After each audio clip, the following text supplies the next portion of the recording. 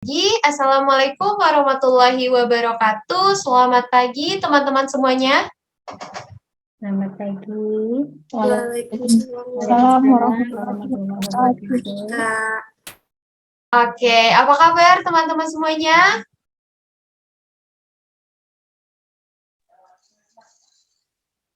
Alhamdulillah baik. Alhamdulillah, semoga teman-teman semua selalu dalam keadaan sehat ya. Oke, sebelum itu perkenalkan saya Cika, saya selaku moderator pada kegiatan hari ini. Sebelum itu, saya di sini juga ingin menjelaskan beberapa peraturan dan mekanisme pada kegiatan hari ini. Untuk teman-teman, dimohon mengaktifkan kamera selama kegiatan berlangsung dan dimohon untuk menonaktifkan mikrofon agar tidak mengganggu narasumber pada saat menjelaskan materi. Kemudian, untuk sesi tanya jawab akan ada di akhir pembahasan setelah narasumber menjelaskan materi. Dan yang ketiga, akan ada bagian sponsorship, yaitu dari tim kami. Jadi teman-teman setelah narasumber menjelaskan materi, dimohon untuk tidak live dalam Zoom ini. Dan yang terakhir, kita akan ada yang namanya sesi games. Jadi teman-teman mohon diperhatikan pada saat narasumber menjelaskan materi, karena di sesi games nanti akan ada door prize untuk pemenang juara pertama, teman-teman. Oke, kita juga sudah kedatangan narasumber kita yang hebat dan luar biasa pada hari ini, yaitu Dr. Ninik Nur Hidayah, Sarjana Pendidikan, Sarjana Sains Terapan Ortopedi dan Traumatologi, Magister Kesehatan. Beliau kelahiran Karanganyar 27 Maret 1977. Pendidikan terakhir beliau di Universitas Negeri Surakarta 11 Maret dengan gelar doktor, jurusan penyuluhan pembangunan atau pemberdayaan masyarakat. Sekarang beliau merupakan sekretaris jurusan okupasi terapi di Poltekkes Kemenkes Surakarta. Dan masih banyak lagi biodata mengenai beliau yang tidak bisa saya sampaikan satu persatu, teman-teman. Kalau begitu, mari kita sapa bersama. Halo, selamat pagi, Ibu Ninik. Selamat pagi semuanya. Apa kabar, Ibu? Alhamdulillah, baik, sehat. Alhamdulillah. Bagaimana, Ibu? Apakah sudah siap membantu menjelaskan materi kepada teman-teman semua di sini? Oke, baik. Insya Allah siap, Mbak Cika. Oke, baik. Kalau begitu, untuk waktu dan tempat, saya persilakan ya, Ibu. Baik, terima kasih. Bismillahirrahmanirrahim. Assalamualaikum warahmatullahi wabarakatuh. Waalaikumsalam warahmatullahi wabarakatuh. Selamat pagi dan salam sehat untuk kita semuanya. Pertama-tama, marilah kita panjatkan puji syukur kita kehadirat Allah Subhanahu wa taala karena atas limpahan berkah dan kasih sayangnya kita dipertemukan pada hari ini pada acara webinar series dengan judul Peran Okupasi Terapi dalam Meningkatkan Kualitas Hidup Lansia Melalui Leisure. Tidak lupa saya ucapkan terima kasih yang sebesar-besarnya kepada panitia PT Yapindo Jaya Abadi, khususnya Mbak Cika, yang telah mengundang dan memberikan kesempatan kepada saya untuk sharing terkait dengan peran okupasi terapi untuk meningkatkan kualitas hidup lansia melalui leisure. Terima kasih juga saya ucapkan kepada seluruh peserta yang berkesempatan hadir dan telah hadir di Zoom ini untuk belajar bersama-sama, nggih. Kalau tadi disebutkan Mbak Cika pakar, itu nanti saya gimana gitu ya, kok pakar sepertinya serba ini enggak. Saya lebih senang ke sharing ya, sharing terhadap apa yang sudah saya pelajari dan akan kita sampaikan sehingga nanti apa yang saya sampaikan bisa bermanfaat untuk kita semuanya, nggih. Baik, saya mohon izin untuk share screen.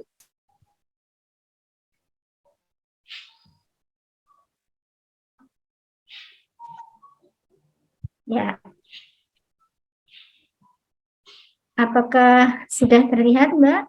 Sudah, Ibu, sudah terlihat. Oke, jadi sesuai dengan yang di flyers ya, bahwa yang akan kita pelajari saat ini terkait dengan peran okupasi terapi dalam meningkatkan kualitas hidup lansia khususnya melalui leisure. Berbicara tentang tema tersebut, tentunya kita belajar dulu terkait dengan lansia gitu ya. Apa lansia gitu? Siapa lansia? Gitu. Seseorang yang disebut lansia adalah seseorang yang sudah memasuki usia 60 tahun ke atas. Dan definisi ini juga sudah termaktub secara formal dalam Undang-Undang Nomor 13 Tahun 1998 terkait dengan kesejahteraan lansia. Di situ disebutkan bahwa seorang lansia itu berarti usianya sudah mencapai 60 tahun ke atas, ya. Kemudian individu yang memasuki usia 60 tahun ke atas itu biasanya mengalami proses aging, ya, proses aging. Proses aging itu apa gitu ya? Proses aging itu proses penuaan gitu ya. Proses penuaan. Proses penuaan itu apa gitu ya? Proses penuaan merupakan suatu proses ya di mana tubuh itu terjadi penurunan kemampuan ya, terjadi penurunan kemampuan, hilang fungsi memperbaiki dirinya ya, sehingga dia rentan terhadap suatu penyakit ya. Jadi proses menghilangnya kemampuan jaringan untuk memperbaiki diri dan mempertahankan struktur fungsinya secara normal, secara perlahan-lahan, sehingga dia tidak tahan lagi terhadap penyakit dan kemampuan untuk memperbaiki diri juga berkurang, ya. Itu proses penuaan. Nah, pada proses penuaan itu terjadi perubahan-perubahan. Perubahan-perubahan yang terjadi apa saja? Bisa perubahan fisik, perubahan psikologis, maupun perubahan sosial. Nah, kalau kita lihat perubahan fisik pada lansia, gitu ya, bisa kita observasi, bisa kita lihat lansia yang ada di dekat kita masing-masing, gitu ya. Kalau teman-teman semuanya itu melihat seseorang ya dengan ciri-ciri tertentu, kemudian teman-teman semua itu menyebut dengan istilah nenek, kakek. Nah, itu berarti kemungkinan individu tersebut adalah individu yang sudah mengalami proses penuaan yang disebut dengan lansia. Lalu apa perubahan fisiknya yang terjadi pada individu yang lansia itu, gitu ya? Sebetulnya secara penampakan, secara kasat mata bisa kita lihat bersama, gitu ya, yang nampak, ya, yang nampak. Seperti rambut, rambutnya bagaimana kalau kita lihat lansia, gitu ya? Rambutnya yang awalnya hitam berubah menjadi putih, masuk ke dunia putih gitu ya, yang awalnya hitam jadi putih. Kemudian dari giginya gitu ya, yang dulu giginya lengkap kuat, ketika sudah tua pipinya jadi peot, giginya jadi ompong, tanggal, rusak gitu ya. Nah, itu berarti juga sudah mengalami proses penuaan. Kemudian dari kulit, di sini bisa juga terlihat gambarnya ya, kulit lansia ya, terlihat kendur, tidak kencang lagi seperti waktu muda gitu ya. Itu merupakan perubahan fisik yang terjadi pada lansia gitu. Kemudian pada organ pencernakan yang tidak bisa jenengan lihat ini, yang tidak bisa teman-teman lihat, ternyata juga mengalami perubahan. Perubahannya apa? Jadi di organ pencernakan, lansia itu gerakan usus melambat, ya, gerakan usus melambat. Oleh karena itu, manifestasi yang dirasakan oleh lansia adalah perutnya terasa kenyang, ya. Perutnya terasa kenyang. Kemudian juga ada perubahan enzim-enzim, sehingga manifestasinya kemungkinan lansia mengalami keluhan perutnya kembung atau diare, gitu ya. Itu perubahan pencernaan pada lansia. Kemudian juga ada perubahan elastisitas pembuluh darah, sehingga manifestasinya banyak lansia yang kemudian menderita hipertensi gitu ya. Kemudian juga ada perubahan pola ritme atau ritme tidurnya. Ya, yang biasanya pada waktu muda ya aktif itu di siang hari gitu ya. Kemudian malam harinya istirahat. Nah, seseorang lansia yang mengalami proses penuaan seringkali mengalami perubahan pola tidur yang pada usia muda biasanya malam tidur, tapi kalau pada lansia malam itu susah tidur gitu ya.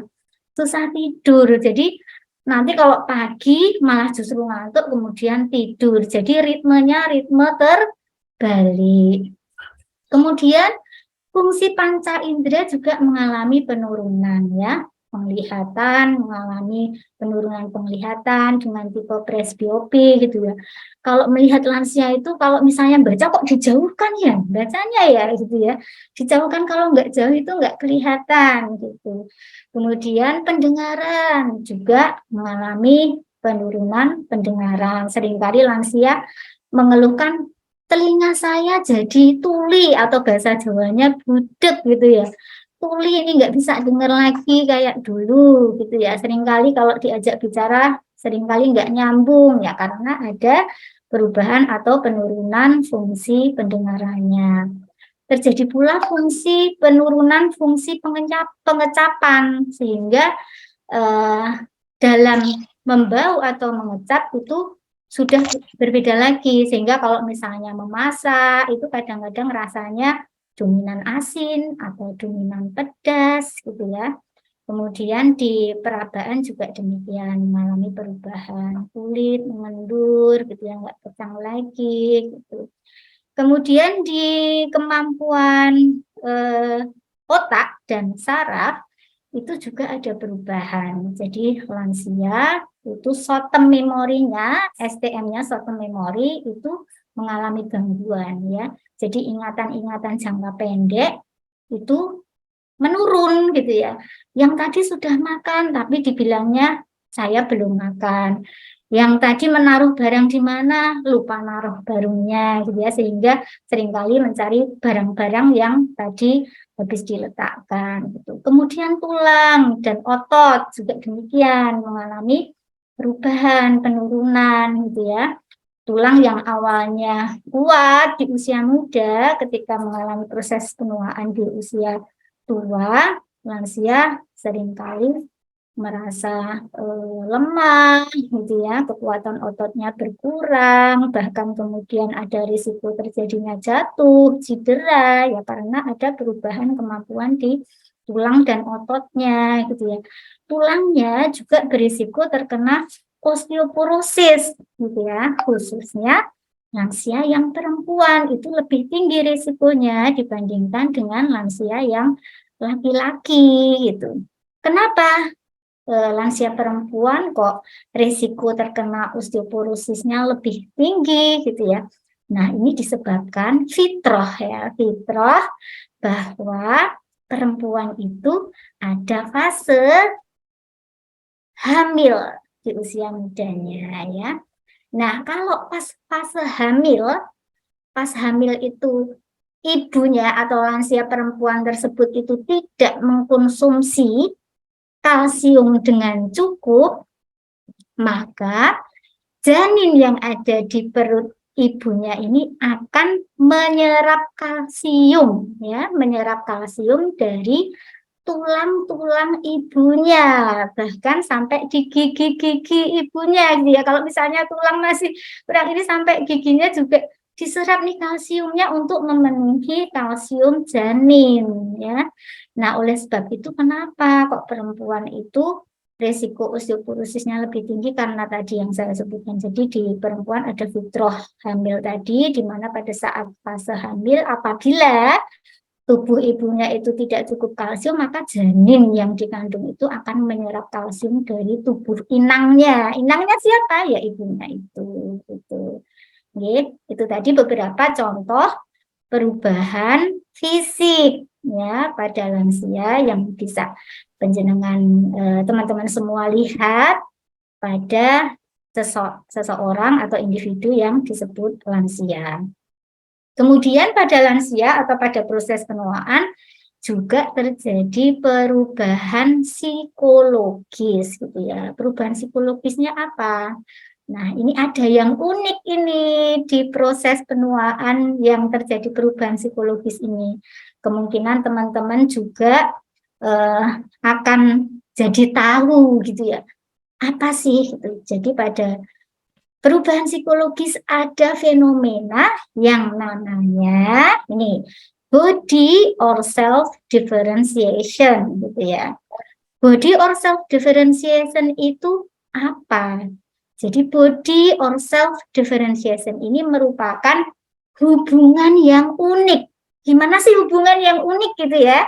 Jadi ada hubungan yang unik antara tubuh lansianya secara physically dan dirinya. Dirinya ini adalah secara psikologis, secara psikisnya.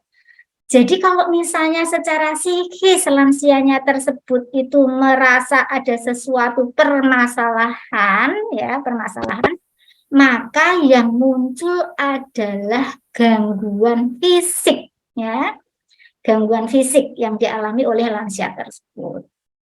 Kok unik ya, gimana ya gitu. Ya, jadi kalau di lansia misalkan ya ada keluhan, waduh kepala saya pusing gitu ya, aduh bahu saya nyeri sakit, aduh kaki saya, lutut saya ini kok sakit buat jalan gitu ya, aduh perut saya mual, perih, muntah-muntah. Nah, kalau di usia muda kemungkinan juga memang karena secara fisik ada gangguan tersebut. Namun pada lansia anehnya kadang-kadang gejala ya atau gangguan yang dialami itu bukan karena sakit fisik beneran, tapi memang karena mungkin dia ada permasalahan yang sedang dipikirkan, mungkin dia lagi sedih atau punya keinginan yang tidak tersampaikan. Jadi yang muncul adalah keluhan-keluhan kesehatannya gitu. Jadi hubungannya jadi unik ini antara tubuh dan dirinya gitu ya. Yang biasa disebut dengan body or self differentiation.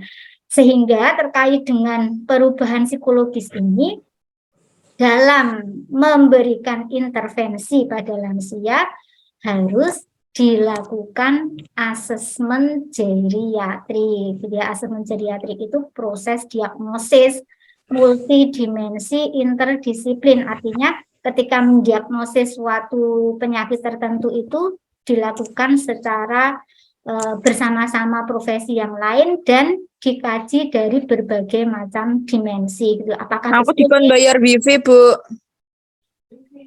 Apakah betul sih keluhannya itu memang karena gangguan fisiknya atau karena ada hal yang lain gitu ya. Jadi jangan sampai nanti salah diagnosis sehingga salah intervensi.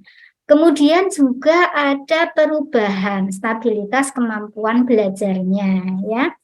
Ini ada beberapa penelitian terkait dengan perubahan psikologis pada lansia, khususnya pada kemampuan belajar. Ada yang menyebutkan kemampuan belajar pada lansia itu tidak berubah sebetulnya, gitu ya. Sama, bahkan pada beberapa lansia yang tidak mengalami gangguan atau cedera di otaknya, justru malah kemampuan bahasanya lebih baik, gitu.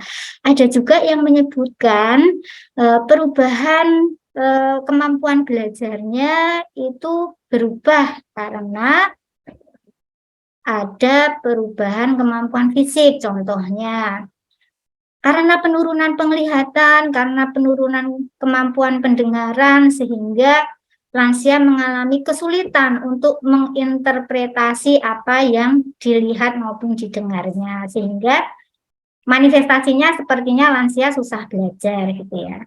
Atau juga karena kemampuan lansia dalam belajar itu dipengaruhi oleh faktor yang lain, misalkan karena memang dia secara IQ bagus ya, kemampuan belajarnya bagus. Kemudian kebiasaan belajar lansia, kalau memang sebelumnya lansia tersebut itu semangat belajar dan kemampuan belajarnya bagus, maka stabilitas kemampuan untuk belajarnya di lansia ini kemungkinan tidak ada perubahan gitu ya, karena memang dia terbiasa menggunakan otak atau kognitifnya untuk belajar. Kemudian di perubahan psikologis yang lain itu ada perubahan motivasi gitu ya. Perubahan motivasi pada lansia biasanya sedikit menurun. Menurunnya karena apa? Karena ada perubahan atau penurunan kemampuan fisik ya, sehingga saya mau ke sana tapi karena itu saya capek akhirnya nggak jadi gitu. Kemudian otonomi juga demikian ya.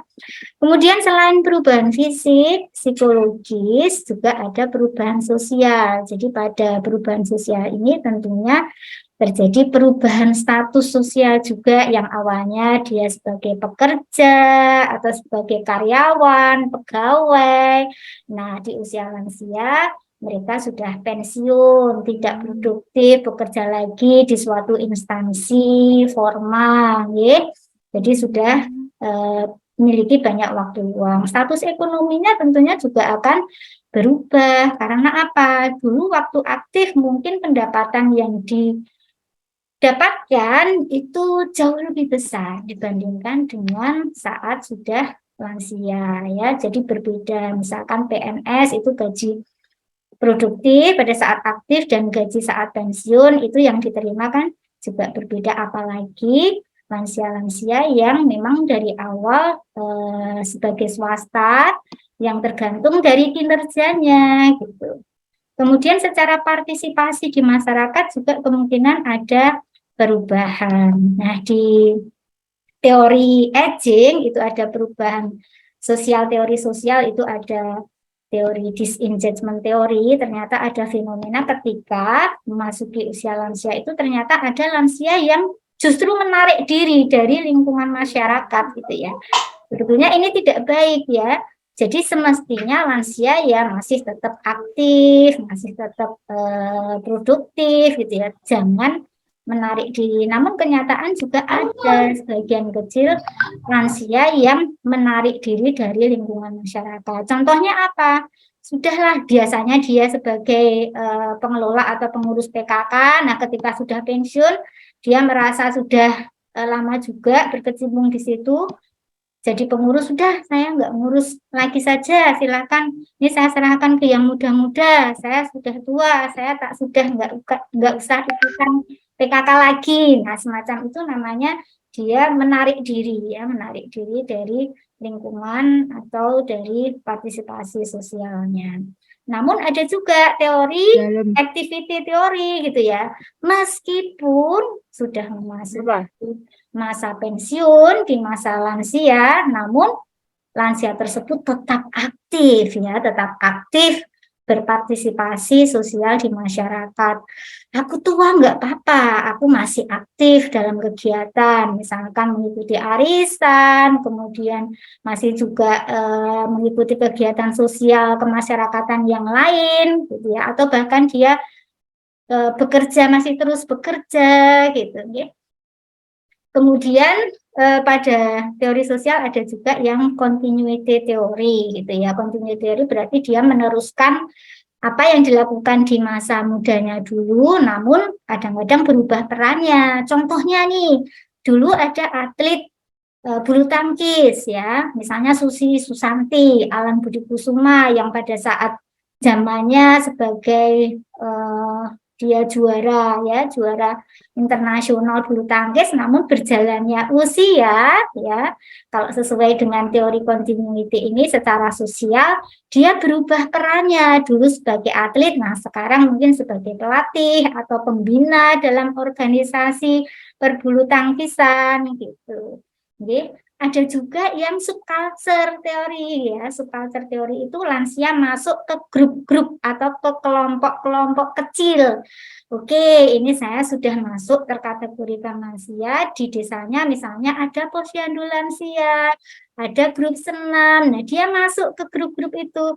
Ada grup pengajian misalkan. Nah, dia masuk dan mengikuti aktivitas sesuai dengan peminatannya. Itu secara sosial. Jadi kalau misalnya kita lihat seseorang yang mengalami proses penuaan atau lansia, itu kita menjadi paham ya, oh sebetulnya ini toh yang terjadi pada proses penuaan itu, sehingga kita bisa paham dan bisa memahami, dan harapannya kita bisa memberikan intervensi yang terbaik pada lansia, ya, bisa memberikan pelayanan yang terbaik kepada lansia, khususnya tenaga kesehatan maupun bagi teman-teman semuanya atau orang tua mahasiswa, itu kita bisa memberikan hal yang terbaik untuk orang tua kita khususnya, atau persiapan kita besok kalau lansia, oh ini toh yang terjadi pada lansia ketika kita mencapai usia lansia, atau kita berkesempatan untuk menjadi tua gitu ya. Harapannya kita menjadi tua yang sehat ya, yang aktif, yang produktif, dan tetap semangat sehingga kualitas hidupnya juga baik ya, kesejahteraannya baik. Oke. Nah, ternyata di balik perubahan-perubahan dalam proses penuaan lansia tadi, fenomena yang ada juga terjadi peningkatan jumlah lansia dan angka harapan hidup lansia.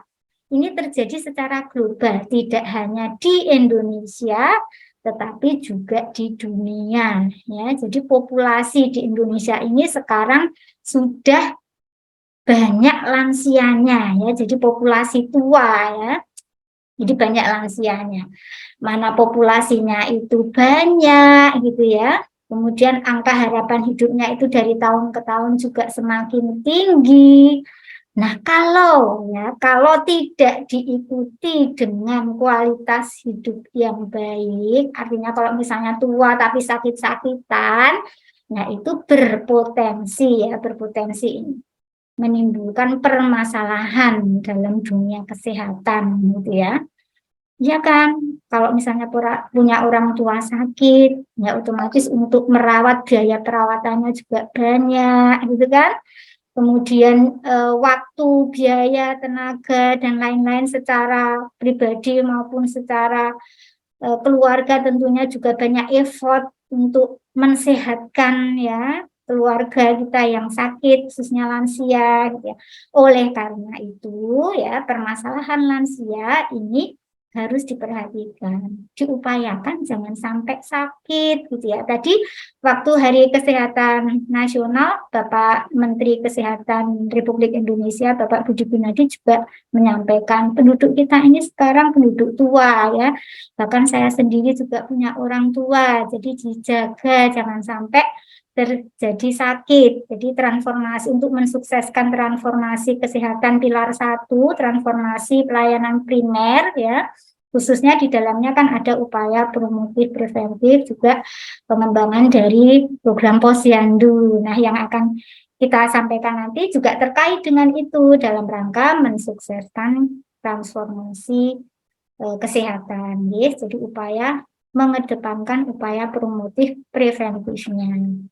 Nah, ini salah satu kebijakan ya dalam isu dan rancangan kebijakan pembangunan kesehatan adalah meningkatkan promosi kesehatan dan pemberdayaan masyarakat. Nah, pemberdayaan masyarakat terhadap usaha kesehatan agar menjadi sehat itu sudah sesuai dengan Undang-Undang RI nomor 36 tahun 2009 tentang kesehatan.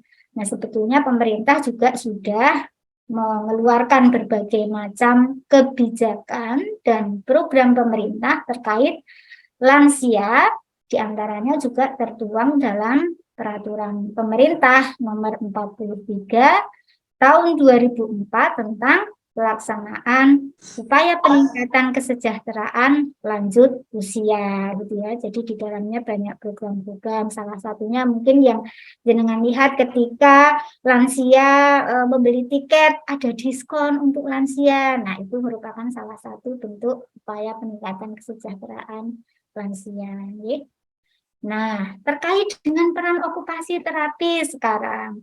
Mungkin teman-teman yang bukan mahasiswa okupasi terapi, yang tadi Mbak Cika tadi ada SSTOT tadi, Sarjana Sains Terapan Okupasi Terapi, Mbak Cika, mohon maaf, revise ya, okupasi terapi. Nah, okupasi terapi sesuai dengan Peraturan Menteri Kesehatan RI nomor 76 tahun 2014 ya. Kalau di luar negeri profesi ini dikenal sebagai occupational therapist ya, profesi atau orangnya.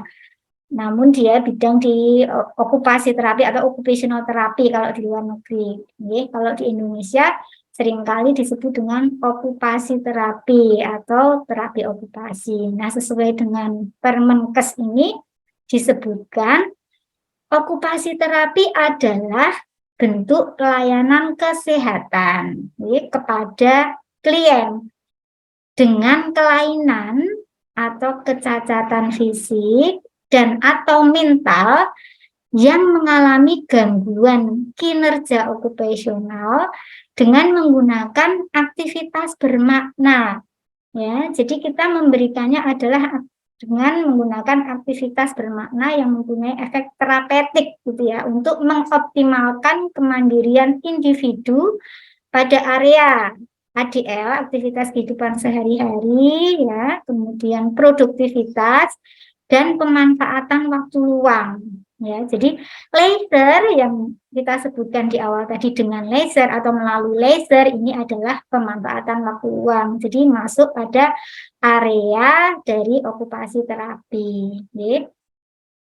Nah, untuk definisi OT itu sendiri atau area okupasi terapi, kalau awalnya di 2014 sesuai dengan Permenkes ini hanya 3 area, namun berjalannya perkembangan yang terbaru ini berkembang menjadi 9 area okupasi. Lalu seseorang disebut okupasi terapis gitu ya. Seorang disebut okupasi terapis itu siapa gitu ya. Jadi okupasi terapis adalah orang yang telah lulus. Jadi kalau dia sudah lulus menempuh pendidikan okupasi terapi sesuai dengan ketentuan dan perundang-undangan yang berlaku, maka dia disebut okupasi terapis.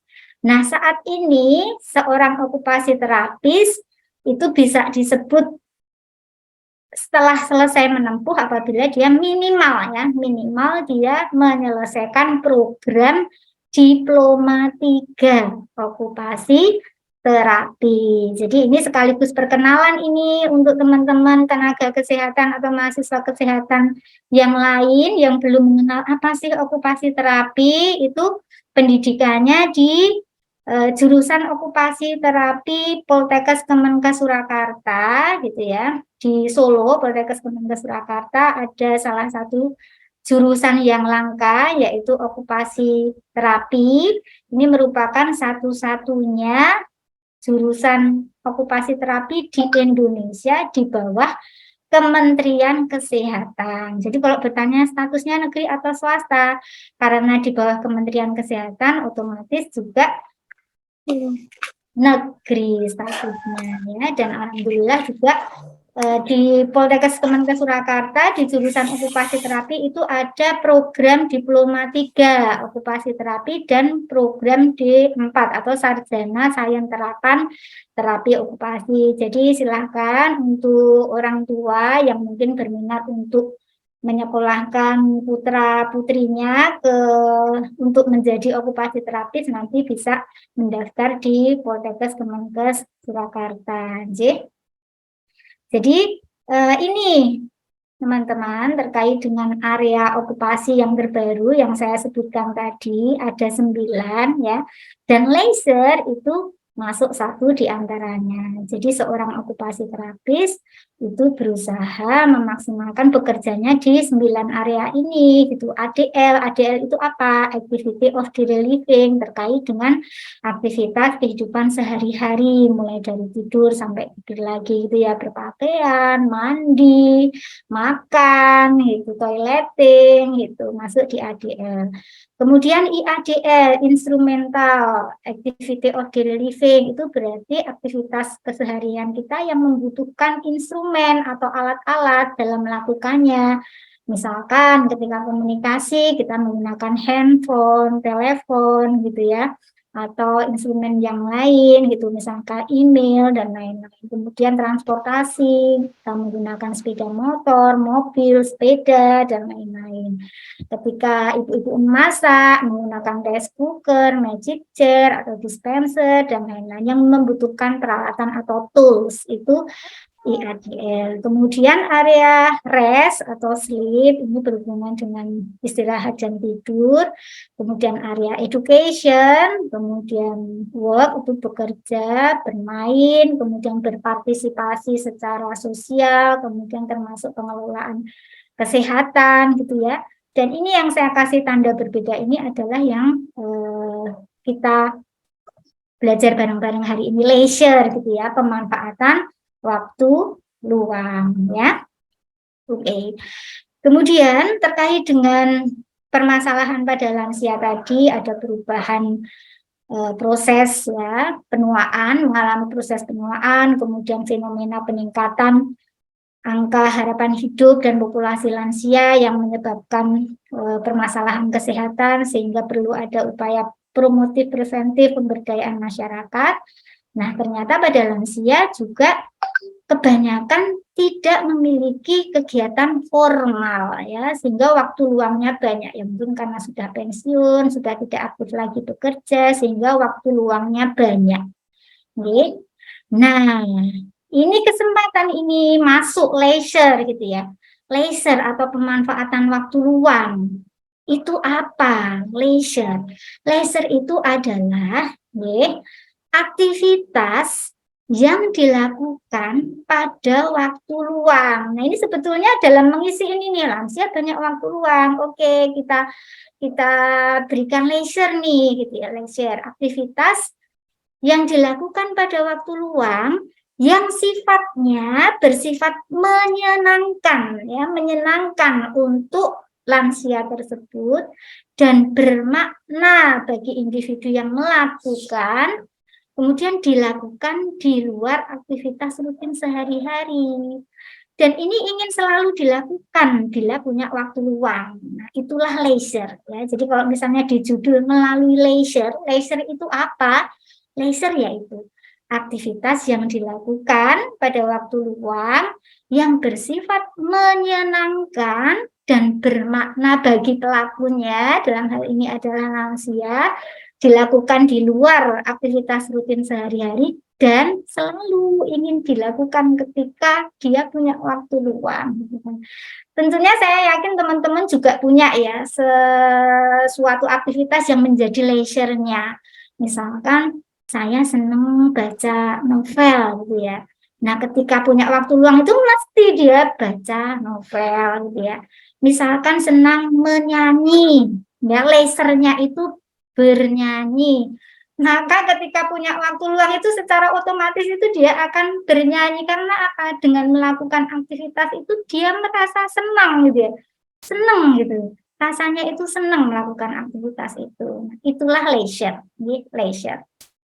Jadi menggunakan waktu luang dan dia senang melakukan aktivitas itu bermakna bagi pelakunya, ingin selalu dilakukan ketika punya waktu luang dan itu di luar aktivitas rutin sehari-hari. Bahkan menyempat-nyempatkan gitu ya, nanti saya punya jadwal kosong ini saya akan mancing kalau punya jadwal ini saya mau jalan-jalan gitu, saya mau masak ini gitu ya, itulah leisure.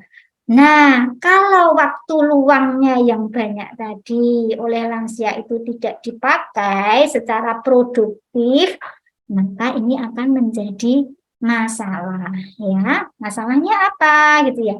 Seseorang atau individu yang gagal atau tidak memanfaatkan waktu luangnya dengan baik, maka individu tersebut akan kehilangan atau mengalami penurunan dalam minatnya.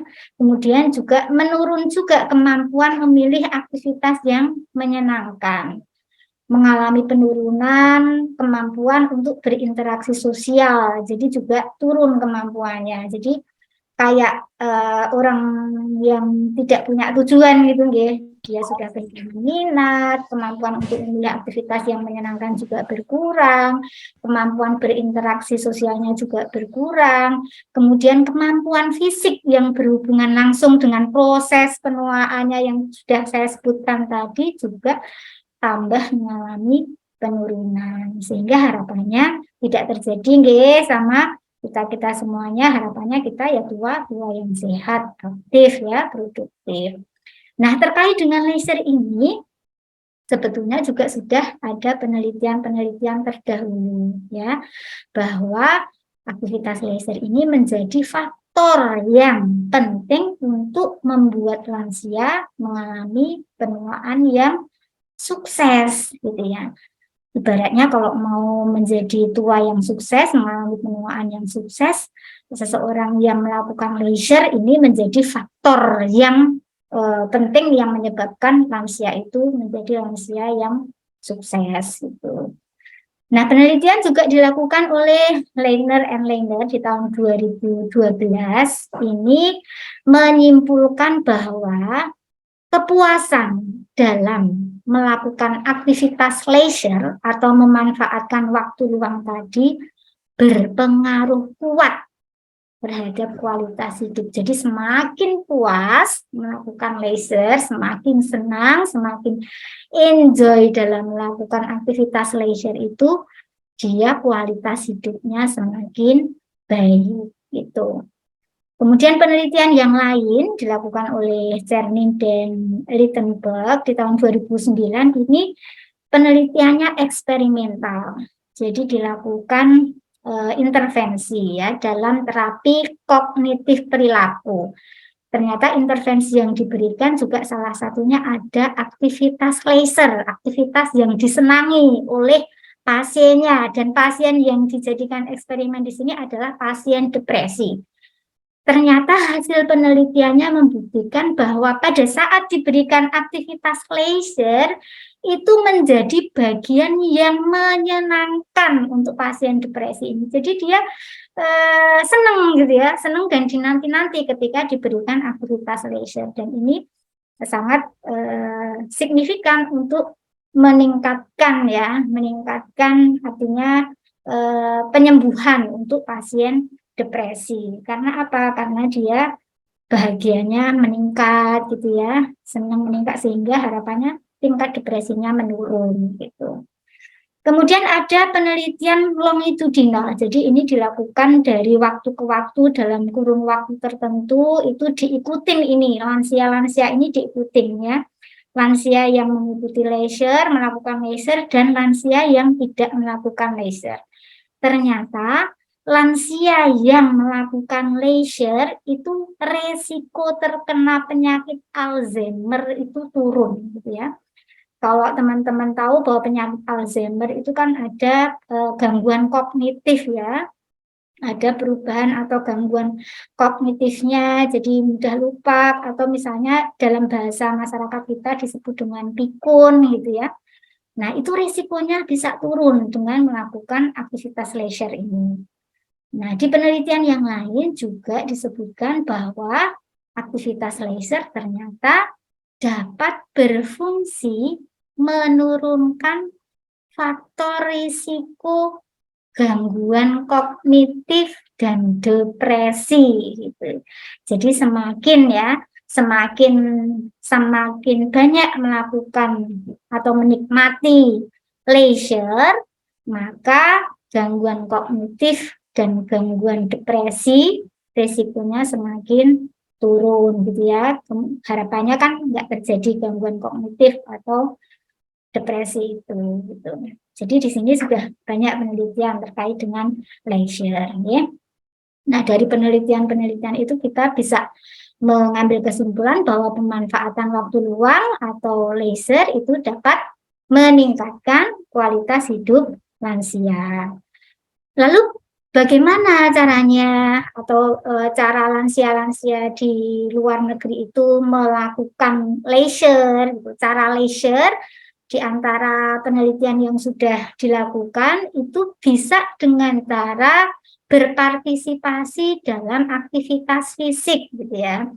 Aktivitas fisik yang seperti apa? Bisa berolahraga gitu ya, gabung pada kelompok senam, misalkan melakukan jalan-jalan, renang ya. Kemudian senam tai chi dan lain-lain yang terkait dengan exercise gitu ya, aktivitas fisik itu juga merupakan bagian leisure yang sering dilakukan di luar negeri. Atau senam aerobik gitu ya. Nah, aerobik untuk yang aman pada lansia, aerobik yang low impact ya, jangan yang high impact, takutnya protol namanya. Bukan. Jadi kalau yang high impact itu kan melibatkan gerakan jumping ya, melompat ya. Nah, itu tidak direkomendasikan untuk lansia ya. Untuk lansia aerobiknya adalah aerobik yang low impact ya, yang hanya melibatkan gerakan geser atau langkah ke kanan, ke kiri, maju, mundur gitu ya, tanpa gerakan jumping atau melompat gitu.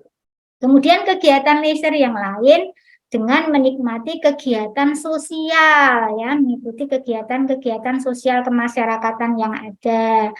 Kalau di luar negeri ya Thanksgiving atau kegiatan pertemuan-pertemuan bakti sosial, relawan dan lain-lain. Kalau di Indonesia ya mungkin bisa PKK ya, kemudian posyandu gitu atau pengajian gitu.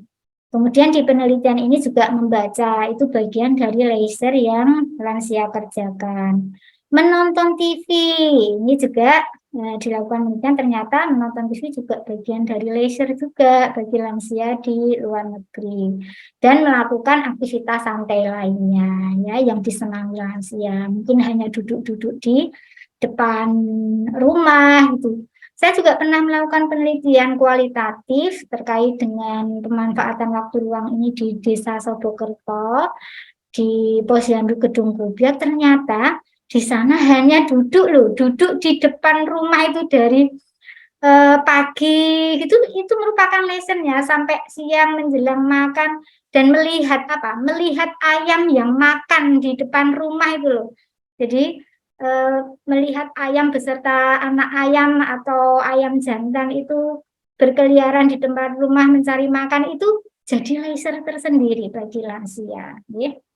Nah, namun karakteristik sosial dan budaya itu juga berpengaruh besar dalam pemanfaatan waktu luang. Artinya apa?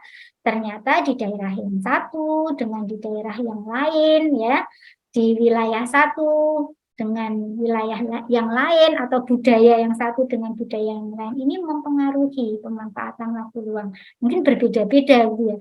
Mungkin kalau di luar negeri ada budaya minum-minuman keras itu sebagai bentuk partisipasi sosial, tapi di Indonesia mungkin itu bukan merupakan satu hal yang baik. Nah, seperti itu ya.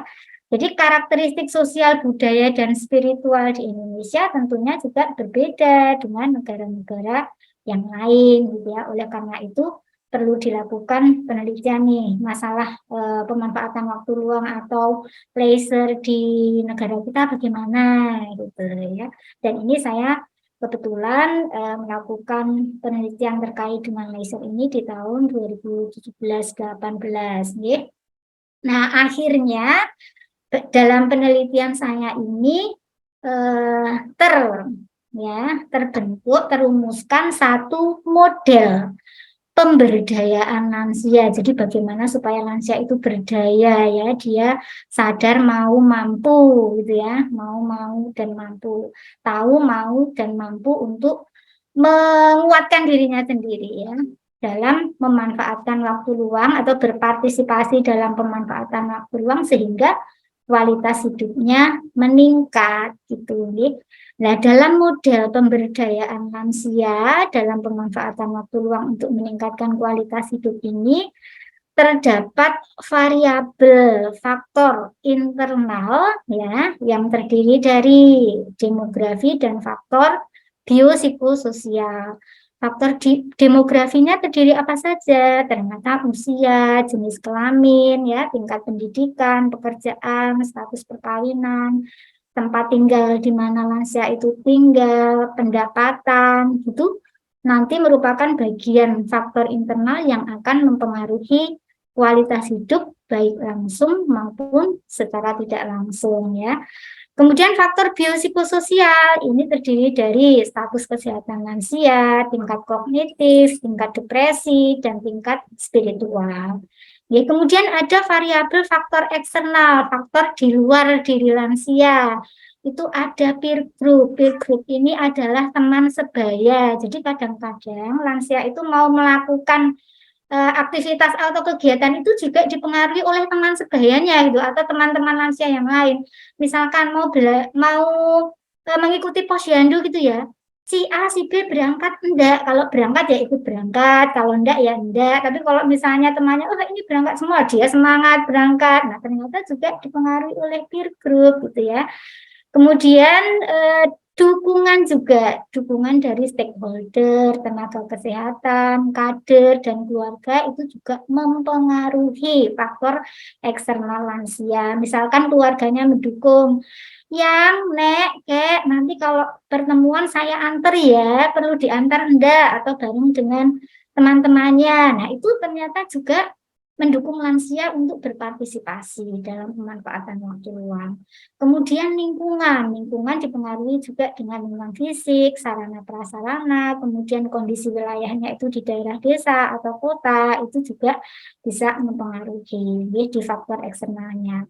Kebijakan baik dari pemerintah, institusi itu dari rumah sakit maupun puskesmas ya atau mungkin dari lembaga terkait itu juga mempengaruhi faktor eksternal lansia. Dan ternyata di unsur atau di variabel faktor eksternal lansia juga ada sosial budaya. Tradisi setempat, norma dan nilai setempat itu mempengaruhi faktor di luar diri lansia. Kemudian ada variabel kemandirian aktivitas kehidupan sehari-hari. Jadi ternyata kemandirian lansia dalam melakukan aktivitas kehidupan sehari-hari ini mempengaruhi lansia dalam berpartisipasi pemanfaatan waktu luang ya. Jadi kalau misalnya lansia semakin mandiri gitu dia mudah untuk melakukan atau berpartisipasi dalam leisure. Ya, kemudian kualitas hidup sendiri. Jadi kalau misalnya dilihat dari model ini kita bisa melihat bahwa faktor internal ini bisa berpengaruh langsung ya, berpengaruh langsung ke kualitas hidup. Kemudian faktor eksternal ini juga bisa berpengaruh langsung ke kualitas hidup. Lalu faktor eksternal ini melalui ya, artinya berpengaruh tidak langsungnya itu faktor eksternal melewati partisipasi dulu baru ke kualitas hidup. Berarti faktor eksternal ini berpengaruh tidak langsung ya terhadap peningkatan kualitas hidup melalui partisipasi. Nah, dari model ini ternyata teman-teman semuanya partisipasi lansia dalam pemanfaatan waktu luang ini memiliki angka yang paling besar di antara variabel-variabel yang lain dalam meningkatkan kualitas hidup lansia. Nah, seperti ini. Jadi kenapa menjadi model yang saya sampaikan tadi itu berdasarkan hitungan statistik, ya, berdasarkan hitungan statistik dengan menggunakan analisis jalur. Jadi saya melakukan penelitian dengan cross-seksional di dua wilayah ya di Kabupaten Karanganyar dan Kota Surakarta dengan menggunakan instrumen ya kuesioner terkait dengan determinan atau faktor-faktor yang mempengaruhi partisipasi pemanfaatan waktu luang untuk meningkatkan kualitas hidup lansia. Nah, sebelum direspesifikasi ini ada olahan hasil analisis jalur juga, tapi belum fit ya. Belum fit itu berarti masih ada hubungan ya yang tidak signifikan, sehingga kalau masih ada hubungan atau hasil yang tidak signifikan itu tidak bisa menjadi model, sehingga harus ditata ulang ini modelnya, sehingga ditata ulangnya namanya respesifikasi model ya. Ditata ulang, kalau hasilnya ini signifikan semuanya, maka ini bisa ditransfer atau dirumuskan menjadi sebuah model ya. Nah, dari hasil ini kita semua tahu modelnya ini secara goodness of fit-nya itu terpenuhi semua. Kita bisa tahu bahwa variabel partisipasi berpengaruh langsung meningkatkan kualitas hidup memiliki angka yang paling besar. Nah, kalau ditambah dengan pengaruh yang tidak langsungnya, maka angkanya jauh akan lebih besar lagi. Jadi, ternyata terbukti bahwa berpartisipasi dalam pemanfaatan waktu luang itu mampu, ya, yang leisure tadi mampu meningkatkan kualitas hidup lansia. Nah, ini merupakan kesimpulan ya bahwa ternyata benar loh, leisure itu atau pemanfaatan waktu luang itu bisa meningkatkan kualitas hidup, dan secara statistik juga terbukti signifikan gitu. Nah, ini penelitiannya di mana ya gitu. Nah, ini saya lakukan di Kabupaten Karanganyar dan Kota Surakarta. Mungkin teman-teman semua ada yang sudah mengenal atau pernah datang di Kabupaten Karanganyar atau Kota Surakarta. Tentunya kalau Kota Surakarta teman-teman semuanya sudah tidak asing lagi ya, karena ini merupakan asal dari ya Bapak Presiden kita yang saat ini menjabat, kan sebelumnya beliau sebagai wali kota Kota Surakarta. Nah, saya melakukan penelitian di situ ya, dan Kabupaten Karanganyar ya. Kemudian di kedua wilayah tersebut antara Kabupaten Karanganyar dan Kota Surakarta itu ternyata juga memiliki program ya, program untuk lansia ya. Masing-masing punya program atau kebijakan terkait lansia dan dijalankan berdasarkan implementasi dari pemerintah pusat ya. Nah, dalam bentuk apa gitu ya, pelayanan kesehatan di tingkat masyarakat itu posyandu lansia, dan saat ini juga mungkin di tempat teman-teman semuanya juga ada ya posyandu lansia, jadi tidak asing lagi ya, itu merupakan lembaga ya, lembaga pemberdayaan masyarakat gitu ya, artinya didirikan dari, oleh, dan untuk masyarakat, namun juga secara formal dibantu dari Puskesmas dalam pelaksanaan programnya ya.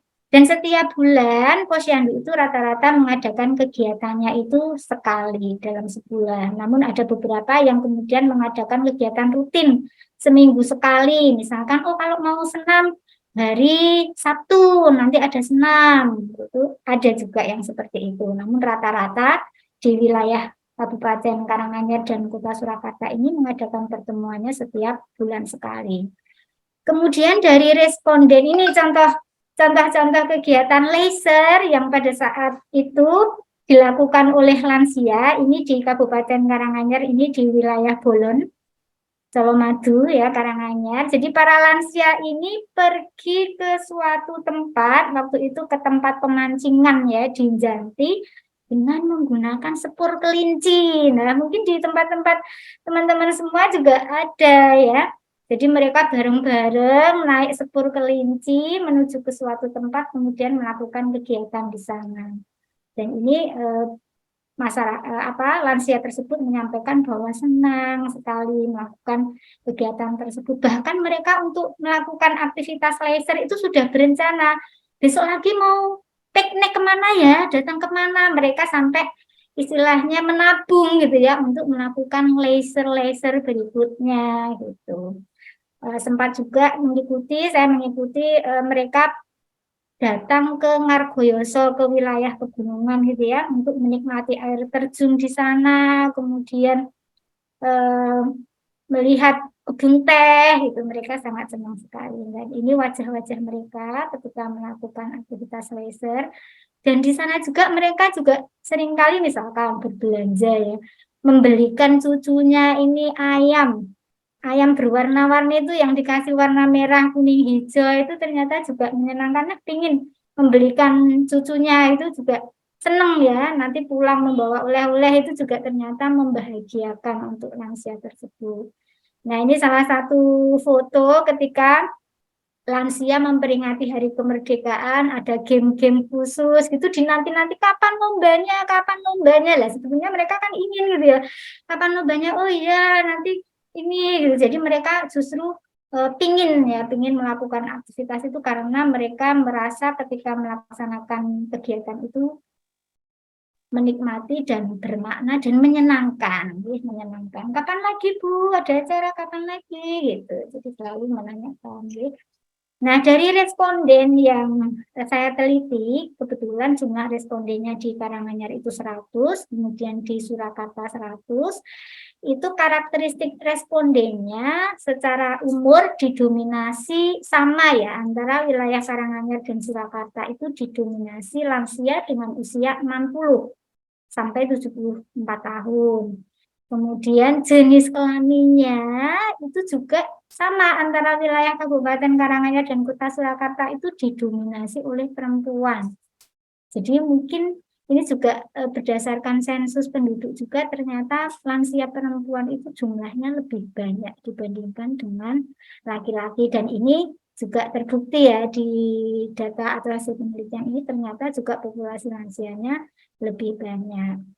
Kemudian dilihat dari pendidikan, tingkat pendidikan ini juga memiliki dominasi karakteristik yang sama, didominasi oleh lansia dengan tingkat pendidikan lulus SD sederajat, bisa dari MI ataupun yang setingkat dengan sekolah dasar. Nah, yang agak menarik ini di status kesehatan ya. Di status kesehatan ternyata terlihat bahwa lansia di Kabupaten Karanganyar ini didominasi oleh lansia yang sehat, tidak menderita penyakit. Namun di daerah Surakarta ini didominasi oleh lansia yang sakit, namun sakitnya itu dia masih bisa melakukan aktivitas secara normal gitu ya. Nah, secara umum general ini terkategorikan sehat dan tidak menderita penyakit. Sedangkan di status perkawinan ini ternyata baik di wilayah Karanganyar dan Surakarta ini sama-sama masih didominasi oleh lansia yang masih berstatus punya pasangan, menikah ya, meskipun di antara yang lain memang tidak menikah, kemudian posisi statusnya cerai mati gitu ya. Kemudian cerai hidup, namun dominasinya adalah status perkawinan menikah. Kemudian untuk pekerjaan di Karanganyar maupun di Kota Surakarta ini sama-sama didominasi oleh lansia yang sudah tidak bekerja lagi. Meskipun ternyata masih ada lansia yang masih bekerja penuh waktu gitu ya. Ini sedikit persentasenya, dan ada lansia yang bekerja paruh waktu, namun ternyata kebanyakan lansia sudah tidak bekerja lagi. Nah, kalau misalnya kita lihat lasernya lansia, gitu ya, lasernya lansia di Kabupaten Karanganyar dan Surakarta itu seperti apa? Kalau dilihat dari karakteristik aktivitas aktif, itu ada beberapa aktivitas yang menjadi laser, baik lansia di Karanganyar maupun Surakarta, di antaranya berolahraga, ya, melakukan aktivitas fisik, kemudian berkebun, berenang, memasak, memancing, ya, kemudian jalan-jalan, pecinta alam, beternak, dan menyanyi. Ini merupakan lasernya lansia di Karanganyar maupun Surakarta. Dan dari daftar laser aktivitas aktif ini ternyata lansia yang hidup di Karanganyar dahulunya mereka didominasi oleh aktivitas berkebun, ya. Banyak lansia yang lasernya berkebun dulunya, ya, dahulunya. Namun sekarang beralih, ternyata lansia di Karanganyar sekarang aktivitas lasernya berubah menjadi jalan-jalan. Ya, jalan-jalan. Jalan-jalan yang di sini dimaksudkan bukan sekedar jalan kaki, ya. Ternyata jalan-jalan yang di sini adalah pergi ke suatu tempat yang menyenangkan bagi lansia, ya. Jalan-jalannya itu, ya, yang dimaksud. Kemudian ternyata yang akan datang, laser yang ingin dilakukan yang akan datang ini masih tetap berjalan-jalan, ya, untuk lansia di Karanganyar. Sedangkan lansia di kota Surakarta itu dulunya itu mereka memiliki laser didominasi oleh memasak, ya, memasak. Meskipun ada yang lain juga terdistribusi di laser yang lain, namun dominasinya adalah memasak. Dan anehnya, untuk laser sekarang dan yang akan datang itu tidak mengalami perubahan, tetap bertahan, ya, dominasinya memasak. Oke. Jadi ini yang untuk kota Surakarta ini dulu, sekarang maupun yang datang itu masih banyak yang ingin melakukan aktivitas laser memasak. Ya, meskipun ini yang sekarang ini memancing ini, ya, ini dulunya, ya. Dulunya itu ada presentasi memancing di kota Surakarta itu 6%, sekarang ini sudah tidak ada yang melakukan laser memancing lagi. Namun mereka ingin memancing di waktu yang akan datang itu 1%, ya. Nah, ini juga menjadi pertimbangan karena dalam intervensi laser tentunya bukan hanya berdasarkan dominasi atau mayoritas, namun individu sifatnya, ya, karena laser ini kan kesenangan masing-masing. Ini hanya menggambarkan secara general, secara umum populasi yang di wilayah tertentu lasernya apa. Namun intervensinya tentu saja juga harus mempertimbangkan masing-masing individu. Ya. Nah, kalau dilihat karakteristik aktivitas pasif di kota Surakarta maupun Kabupaten Karanganyar, aktivitas pasif lasernya ada membaca, melihat TV, mendengarkan radio, menyulam, menjahit, koleksi barang, surat menyurat, mendengarkan musik, menggambar, menulis cerita. Ini merupakan laser yang dilakukan oleh lansia di Kabupaten Karanganyar maupun Kota Surakarta. Dan dari sekian laser aktivitas pasif ini, baik dulu, sekarang, maupun yang akan datang, ternyata banyak lansia yang melakukan aktivitas laser melihat TV, ya, karena mungkin TV merupakan satu bentuk hiburan yang familiar, ya, yang sangat populer itu di setiap rumah itu pasti ada TV, sehingga ini bisa menjadi salah satu laser yang dilakukan lansia dan favorit, ya, favorit. Oke, kemudian ada aktivitas sosialisasi, ya, ada aktivitas sosialisasi laser yang dilakukan oleh lansia, diantaranya mengobrol, ya, mengobrol, menjenguk teman atau saudara yang sakit, tetangga yang sakit, kemudian silaturahmi, kemudian mengikuti kegiatan PKK, mengikuti kegiatan posyandu, atau terlibat dalam hajatan, ya, rewang kalau bahasa Jawanya itu, ya, hajatan, atau datang ke tempat yang memiliki hajat, kemudian ronda, selapanan. Selapanan itu ada Jawa, ya, selapan. Kalau sepasar itu kan 5 hari, kalau selapan itu 35 harian setelah kelahiran bayi, gitu, ya, merupakan kayak pesta untuk memperingati 5 hari bayi setelah lahir. Kalau yang selapanan itu 35 hari setelah lahir, itu ada upacara-upacara gitu kalau di Jawa. Kemudian gotong royong.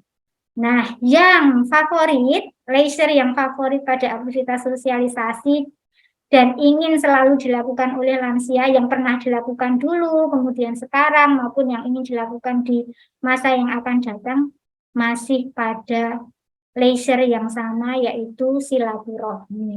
Ini silaturahmi, ya. Silaturahmi ini untuk mempererat tali persaudaraan, baik kenalan, tetangga, saudara, gitu ya. Gitu. Kemudian kalau dilihat dari frekuensi partisipasi dalam leisure-nya, itu juga terkategori sangat sering didominasi oleh lansia melakukan leisure setiap hari, ya, terkategori sangat sering. Ada yang melakukannya hanya satu, ya, sesekali saja, kurang sekali dalam 1 bulan itu hanya melakukan leisure, atau 1 sampai 3 kali sebulan, kemudian ada yang 1 sampai 3 kali seminggu, ada yang 4 sampai 6 kali seminggu. Nah, ternyata populasi yang menjadi responden ini terkategori sangat sering, ya.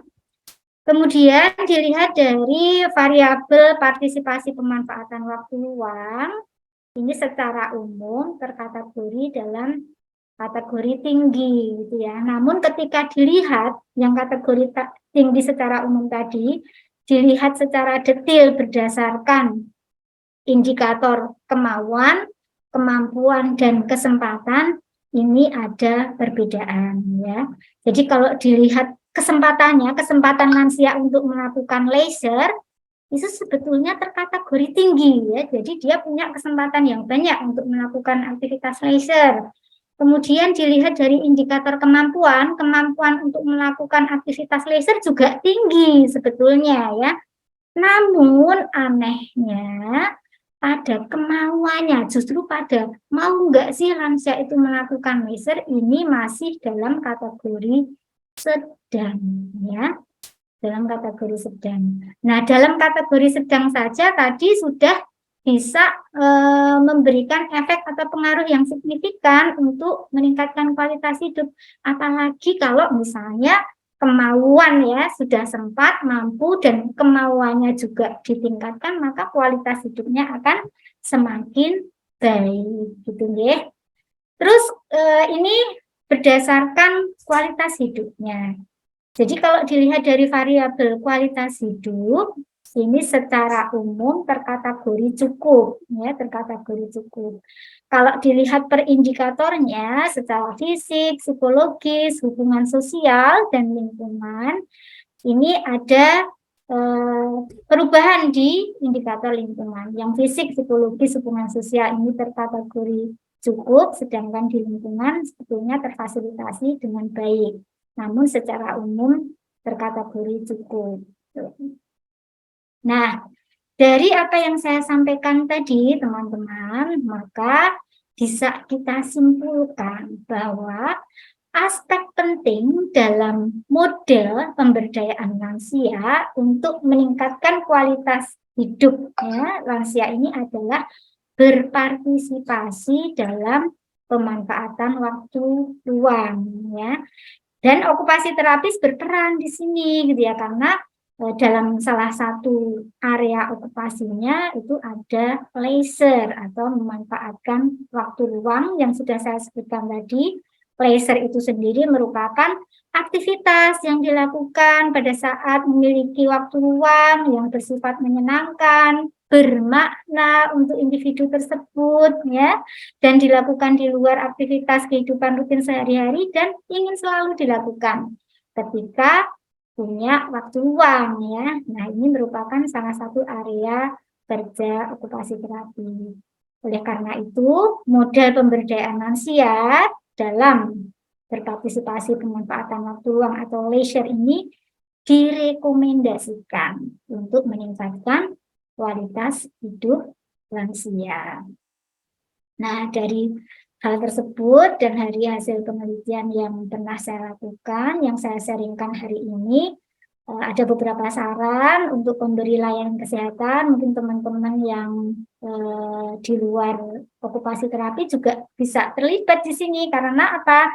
Karena kita sebagai tenaga kesehatan kan sebagai teamwork, ya, bekerja secara tim gitu. Kita bisa bekerja sama dalam memberikan layanan kesehatan masyarakat, ya, khususnya terkait dengan peningkatan kualitas hidup lansia. Atau juga Kepada lansia sendiri juga bisa memanfaatkan hasil penelitian ini sehingga bisa mengaplikasikan ya, menggunakan waktu luangnya dengan aktivitas yang bermakna, menyenangkan ya, dengan beraktivitas laser. Harapannya lansia tersebut lebih senang, lebih bermakna dalam beraktivitas, dan akhirnya kualitas hidupnya meningkat. Kepada semua pihak di masyarakat, pemerintah, kemudian juga peneliti yang akan datang diharapkan juga bisa meneliti atau menggali lebih lanjut terkait dengan variabel pemanfaatan waktu luang atau kualitas hidup lansia, leisure itu sendiri, nanti dikaitkan mungkin dengan profesi tenaga kesehatan yang lain gitu ya, variabel-variabel yang mempengaruhi terkait dengan kualitas hidup dan leisure itu sendiri. Nah, sosialisasi termasuk hari ini merupakan satu bentuk sosialisasi hasil penelitian kepada teman-teman. Semoga hasil penelitian yang sudah terbukti ini bisa memberikan manfaat ya, paling tidak untuk diri kita sendiri, memahami terkait dengan proses penuaan gitu ya. Oh, proses penuaan ternyata terjadi berbagai macam perubahan dalam tubuh kita. Harapannya kita melakukan tindakan preventif promotif ya, berpola hidup sehat, menjaga kesehatannya, sehingga kalau kita diberi kesempatan menjadi tua, ya tua yang sehat, aktif, produktif, bahagia, gitu ya, sukses, gitu. Oke. Baik, ini beberapa referensi yang digunakan dan terima kasih atas perhatian dan partisipasi teman-teman dalam kegiatan hari ini. Cukup, Mbak Jika. Terima kasih. Assalamualaikum warahmatullahi wabarakatuh. Baik, Waalaikumsalam warahmatullahi wabarakatuh. Terima kasih banyak Ibu Ninik atas penjelasan materinya hari ini. Oke, untuk teman-teman, apakah ada yang ditanyakan kepada Ibu Ninik? Bisa langsung on mic aja lah, atau langsung isi di kolom chat juga boleh.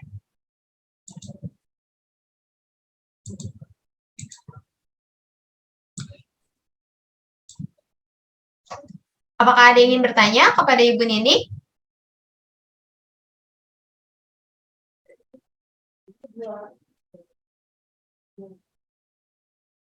Bagaimana? Atau mungkin penjelasan dari Ibu Ninik sudah cukup jelas, teman-teman?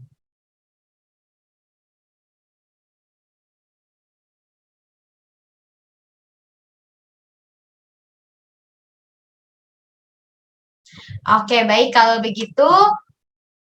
Oke, baik kalau begitu. Terima kasih banyak. Oke.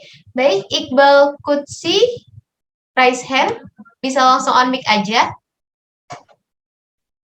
Oke, terima kasih Mbak. Saya izin bertanya kepada Bu Ninik. Seumpama nih Bu, ada lansia ya, dia itu terkena mungkin cancer, terus dalam setiap minggunya itu harus kemoterapi, mungkin terapi radiasi. Nah itu kan dalam lingkup produktivitas, mungkin laser, dan apa namanya, area-area OT kan banyak yang terganggu ya Bu.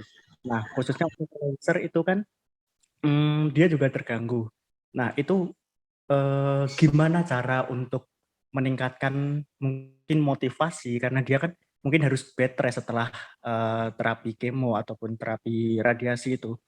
Nah itu gimana cara untuk meningkatkan motivasi pasien tersebut?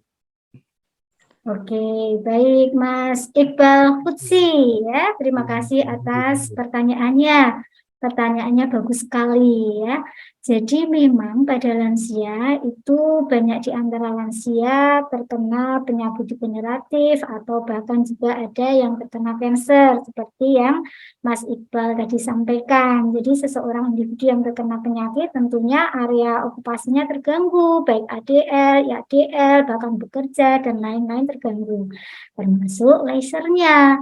Lalu bagaimana ini gitu ya kalau misalnya lansia tersebut misalnya harus menjalani kemoterapi setiap minggunya atau menjalani perawatan medis yang harus ditempuh sehingga secara penyakit atau progresivitasnya bisa berkurang gitu ya. Nah, untuk meningkatkan motivasi, maka tenaga kesehatan itu bekerja secara tim, bukan hanya secara individu-individu tiap profesi, tapi juga bekerja sama dengan keluarganya atau caregiver-nya untuk memberikan atau menggali hal-hal yang bisa menyenangkan untuk pasien lansia ini. Kadang-kadang hal yang sepele itu bisa menyenangkan hati lansia. Misalkan kehadiran cucu, kehadiran anak, kehadiran saudara, ketika menjenguk, memberikan motivasi kepada lansia, memberikan semangat kepada lansia, itu merupakan hal yang menyenangkan bagi lansia yang menderita kanker, seperti yang jenengan sampaikan tadi ya. Misalkan ketika menjenguk gitu ya, atau datang ke tempat lansia tinggal itu dihadirkan cucu yang mungkin menjadi kelekatan hati lansianya, atau anak yang memang melekat lebih dalam dibandingkan anak yang lain, itu sudah merupakan hal yang sangat menyenangkan untuk lansia yang mengalami gangguan kesehatan tadi. Apalagi kalau misalkan kebetulan lansia tersebut punya laser yang sifatnya pasif ya, yang tidak harus kemudian melakukan aktivitas secara aktif melalui kemampuan fisiknya, tapi bisa dilakukan secara pasif, misalkan sambil rebahan atau istirahat, main game, baca, nonton TV, mendengarkan radio, atau mendengarkan murotal misalnya, mendengarkan anaknya ngaji, atau malah justru mengaji aktif secara sendiri, gitu ya, tilawah, gitu, bisa meningkatkan motivasi atau memberikan hal yang membahagiakan bermakna untuk lansia tersebut. Gitu Mas Iqbal. Baik Bu, sangat jelas, terima kasih. Oh, saya Ya. mau tanya lagi. Boleh ya Mbak Cika? Kan, Boleh Mas, silakan. Boleh kok, boleh. Ya. Oke, saya ingin ingin menambahkan pertanyaan tadi kan. Seumpama lansia itu sebelum sakit, sebelum kena kanker, dia mungkin suka mancing atau suka apa. Nah, setelah kanker itu kan dia mungkin habis kemo, itu kan efeknya kan harus mungkin kalau lansia kan Iya. mungkin harus bed rest. Nah, itu gimana Ibu bukan menanggap, kayak apa? Memfasilitasi ya Mas Iqbal ya. Wah, yang ini asalnya lansianya ini sebelumnya suka mancing, padahal sekarang nggak mungkin kan mancing lagi. Itu ya Bu. bisa disubstitusi Mas Iqbal. Bisa disubstitusi. Caranya apa? Diganti ya Bu ya. Coba carikan game memancing. Ya. Game memancing itu kan banyak itu. Udah dia nanti akan senang gitu dengan memainkan game memancing itu, otomatis kan dia terintegrasi nih dengan aktivitas sebelumnya yang senang memancing gitu. Dia akan tertantang ya. Jadi bisa disubstitusi. Ya, bisa diganti dengan aktivitas yang mungkin tidak bisa dilakukan lagi sebelumnya, tapi disubstitusi dengan adanya kecanggihan teknologi yang ada. Gitu Mas Iqbal? Oke, cukup jelas Bu Nini. Iya. Terima kasih. Iya, sama-sama Mas Iqbal.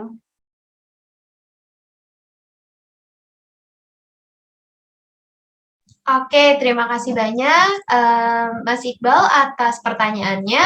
Mungkin untuk teman-teman yang lain, ada yang lagi ingin ditanyakan kepada Ibu Nini?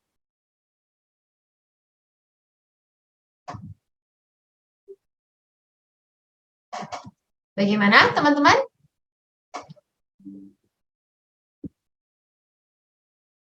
Oke, mungkin sudah tidak ada lagi yang ingin ditanyakan kepada Ibu Ninik.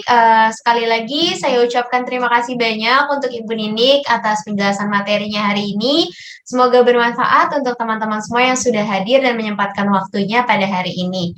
Oke, teman-teman, kalau begitu kita masuk ke sesi terakhir, yaitu sesi games. Mohon ditunggu. Oke, untuk teman-teman semua, bisa langsung di barcode aja QR yang ada pada layar, atau bisa masukkan game PIN-nya dengan masukkan website, yaitu kahoot.it yang sudah saya kirimkan di kolom chat. Oke, baik teman-teman, sudah jam 11.45, kalau begitu akan saya kunci ya, dan kita akan segera mulai. Oke, baik. Mari kita mulai, teman-teman.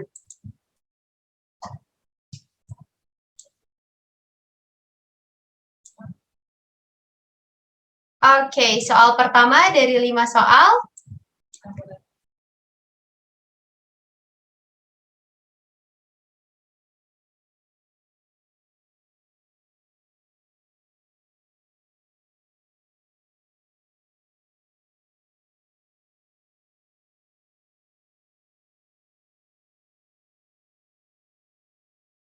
Oke, 56 jawaban benar, teman-teman. Oke, kita lihat pemenang di soal pertama. Oke, dimenangkan oleh Desvita. Mari kita lanjut ke soal berikutnya ya, teman-teman. Oke, double point. Jadi pastikan jawaban teman-teman benar ya.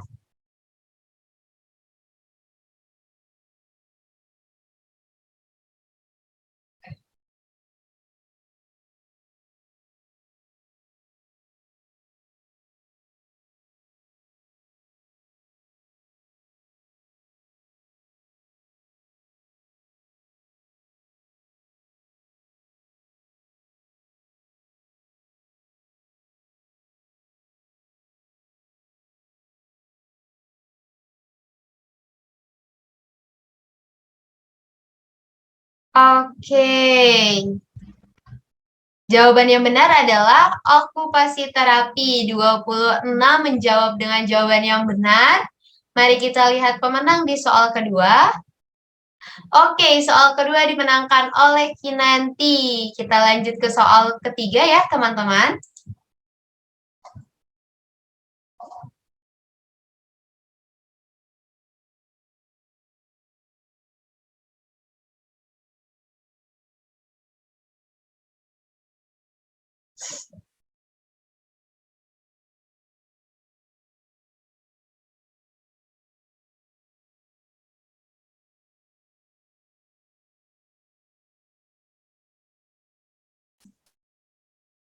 Oke, 47 orang menjawab dengan jawaban benar. Mari kita lihat pemenang di soal ketiga.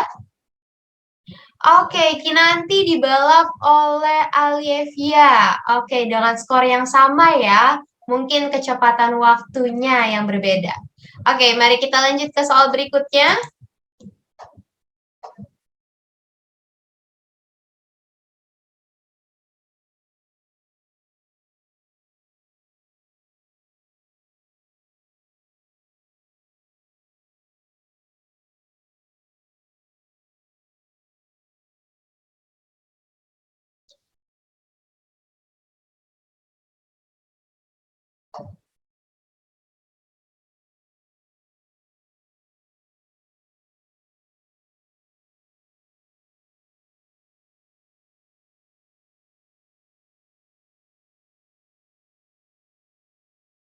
Oke. Oke, jawaban benarnya adalah Leitner 2012. Tapi sayangnya tidak ada yang menjawab dengan jawaban benar, teman-teman. Kita lihat pemenang di soal keempat. Kira-kira siapa? Oke, masih dimenangkan oleh Alievia. Kita lanjut ke soal terakhir ya, teman-teman.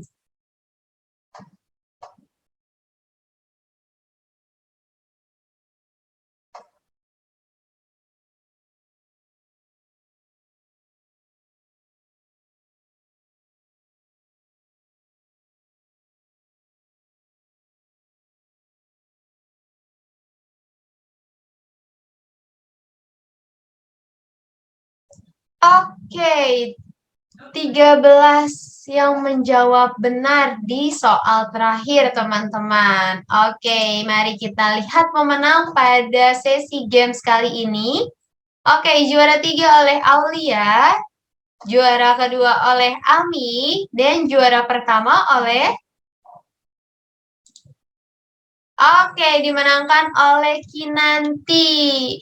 Oke, untuk Kinanti, apakah hadir? Hadir, Bisa. Kak.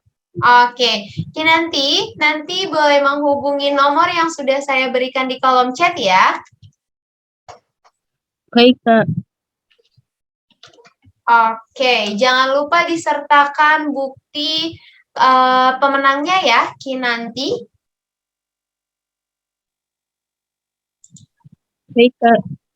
Oke, kalau begitu untuk sesi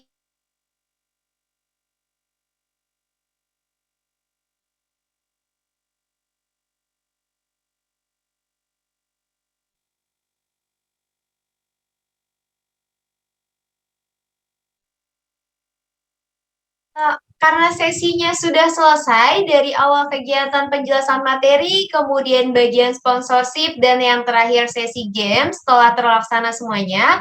Untuk teman-teman, saya berikan link sertifikat di kolom chat. Bisa langsung diisi, saya berikan waktu 2 menit untuk mengisi. Atau teman-teman juga boleh copy paste terlebih dahulu agar tidak lupa untuk pengisian link sertifikatnya.